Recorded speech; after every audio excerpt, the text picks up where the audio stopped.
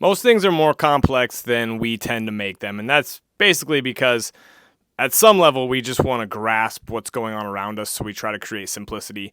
I also think simplicity is a really good tool, and a lot of things can be made simple, but there's like this valley that you have to go through to kind of understand things and almost struggle and fail to come back into seeing things in a way that is complex but also useful, right? So let's take strength training as an example, right? When I first started strength training, it was relatively simple. Go to the gym, show up, push yourself, get stronger, and benefit, right? And then I went through this like valley, and this valley took way too long of like, dang, it's got to be complex, and there's got to be all these things, and there's got to be like an easy way. And I think that's a big piece of it, is trying to find the easy way via complexity, right? The problem with that is usually there is no easy way. You just have to get more competent. You have to get more skillful, and you have to build capacity as a human being in the weight room. You have to go through trial and error.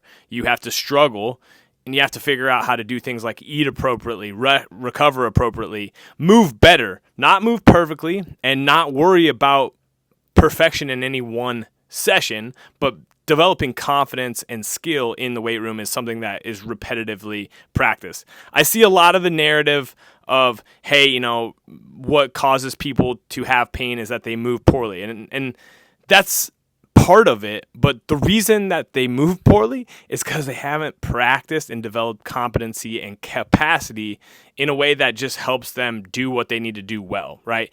And still, even then, crap happens. So when it comes to managing complexity, I think what we want to understand that most things are more complex than we tend to give them credit for.